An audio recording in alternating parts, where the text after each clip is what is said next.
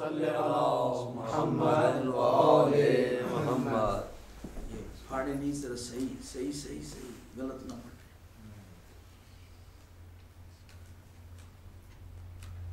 بڑا اچھا پیپر ہے یہ، ابھی تک اس کو یہاں پر کوئی پہنچا نہیں ہے پڑھنے میں.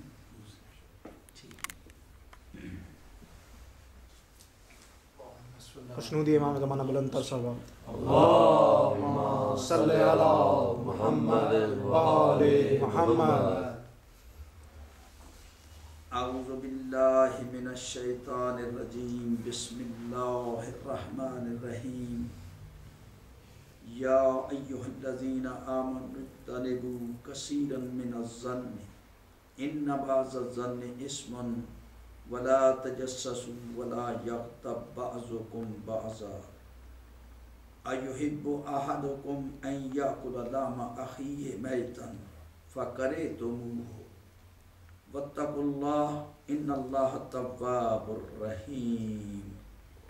یا ایہا الناس اِنَّا خَلَقْنَاكُم مِّن ذَكَرٍ وَأُنثَىٰ وَجَعَلْنَاكُمْ شُعُوبًا وَقَبَائِلَ لِتَعَارَفُوا إِنَّ أَكْرَمَكُمْ عِندَ اللَّهِ أَتْقَاكُمْ إِنَّ اللَّهَ عَلِيمٌ خَبِيرٌ.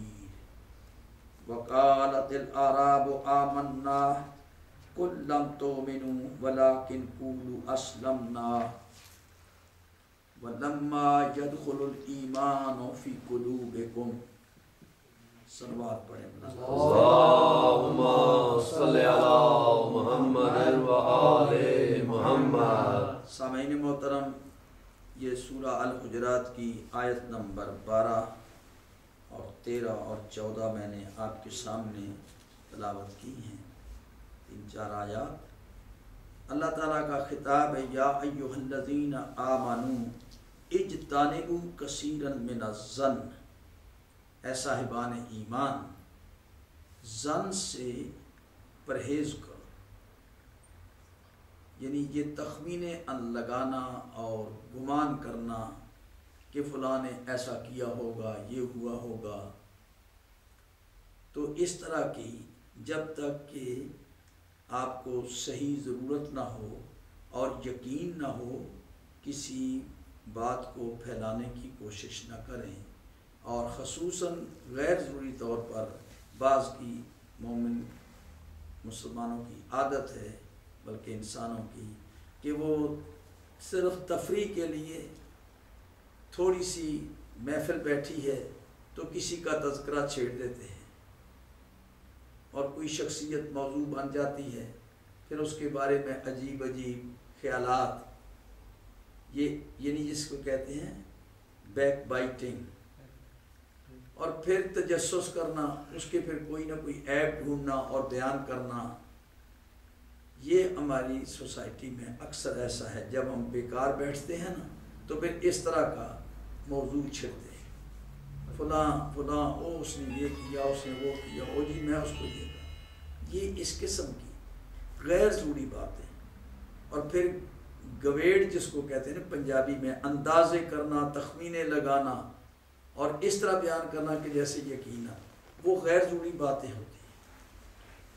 کسی انڈیویجول کو کسی دوسرے کے عیب ڈھونڈنے کی کوشش نہیں کرنی چاہیے تا وقتے کہ کسی یعنی شرعی اعتبار سے کسی سے کوئی گواہی طلب کی جائے، کسی کے بارے میں کسی نے کوئی زیادتی کی ہے اور شرعی عدالت میں اگر کیس جاتا ہے کسی کے بارے میں، تو کسی نے اگر معلوم کیا اس نے یہ کام کیا ہے اور اس کی وٹنس کے طور پر وہ وٹنس یا گواہی کو چھپانا جرم ہو جاتا ہے. اس وقت آپ کسی کے بارے میں اگر جانتے ہیں تو پھر بیان کہیں کہ ظلم نہ ہو جائے، یعنی جج کا فیصلہ غلط نہ ہو جائے، تو اس وقت میں شہادت کو چھپانا نہیں چاہیے. لیکن عام طور پر یہ خواہ مخواہ کسی کے عیب ڈھونڈنا اور کسی کے کردار کے بارے میں جانچنا، اس کی ممانعت ہے. یہاں یہ ہے کہ یہ امام موسیٰ کاظم علیہ السلام صحیح تفسیر میں ایک واقعہ یاد آ گیا.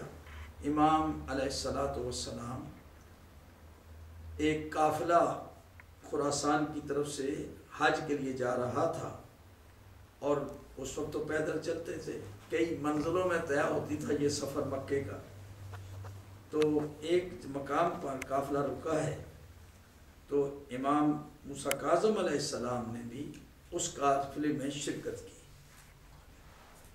اور امام علیہ السلام جس جگہ پر شامل ہوئے تھے جہاں قافلہ رکا ہوا تھا، وہاں قافلہ سالار اور اس کے قافلے کے جو بندوبستی آدمی ہیں، نگران، انہوں نے دیکھا کہ یہ آدمی ہمارے ساتھ نہیں چلا، یا خراسان سے چلے ہیں، یہ راستے میں ہمارے ساتھ شریک ہوا ہے، اب کوئی پہچانتا نہیں ان کو۔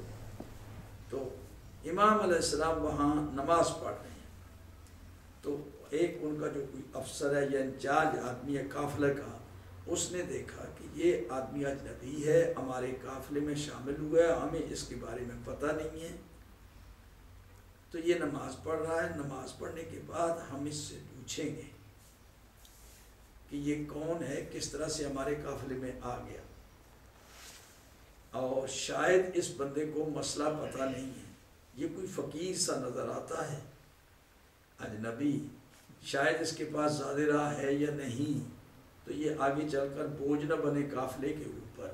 یہ بندہ سوچ رہا ہے کہ نماز ختم کرے تو ہم اس مسافر کو سمجھائیں کہ یہ تو قافلہ حج کے لیے جا رہا ہے، اور ہر ایک کے پاس اپنا اپنا زیادہ سفر ہے، اور آپ کس پاس سامان نہیں اور آپ کے پاس زیادہ سفر نہیں، تو آپ قافلے کے ساتھ نہیں جا سکتے۔